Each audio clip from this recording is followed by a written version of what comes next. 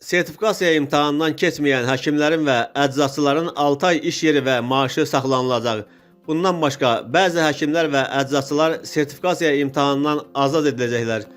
Bu, Milli Məclisin Səhiyyə Komitəsinin bugün keçirilən iclasında müzakirəyə çıxarılan əhalinin sağlamlığının qorunması haqqında qanuna təklif edilən dəyişikliklərdə əksini tapıb. Dəyişikliyə görə tibb və əczaçılıq sahəsində çalışan şəxslərin sertifikasiyadan keçməməsi halında yeni qaydalar tətbiq olunacaq. Qeyd edək ki, hazırda qüvvədə olan qanuna görə tibb və əczaçılıq sahəsində çalışan şəxslərin yalnız iş yerləri saxlanılır, lakin onların iş fəaliyyətini davam etdirməsinə icazə verilmir. Bu isə əmək haqqı ödənişləri ilə bağlı hüquqi və maliyyə məsələlərində qeyri-müəyyənlik yaradaraq ciddi narazılıqlara səbəb olur.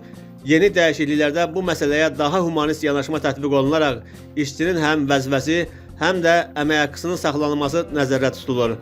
Bu yanaşma həm işçinin maddi rifahının qorunması, həm də peşə bacarıqlarının artırılması üçün daha əlverişli şərait yaradacaq. Təklif edilən düzəlişlərə görə 6 aylıq dövr ərzində təkrar imtahana hazırlaşmaq üçün şərait yaradılan tibb işçilərinə əmək fəaliyyətindən kənarlaşdırılmadan maddi təminatın davam etdirilməsi təmin olunacaq.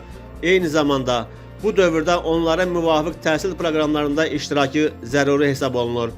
Yeniliyin biri də odur ki, həkimlərin və əczaçıların fəaliyyəti ilə bağlı davamlı peşəkar inkişaf mexanizmi tətbiq olunacaq. Yeniliyə görə 250 kredit balı yığan həkimlər və əczaçılar sertifikasiya imtahanından azad ediləcəklər. Bunu sözü gedən qanuna təklif edilən dəyişikliyin müzakirəsi zamanı Parlamentin Sosial Qanunvericilik şöbəsinin müdiri Adil Vəliyev deyib.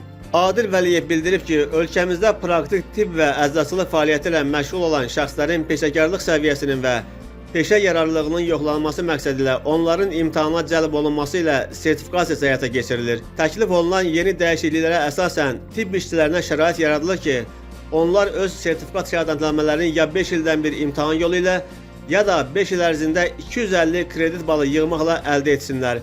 Onlar bu balı toplamaqla imtahandan azad olunurlar. Kredit balı hər il 50 bal olmaqla ümumilikdə 5 il ərzində 250 bal təşkil edir.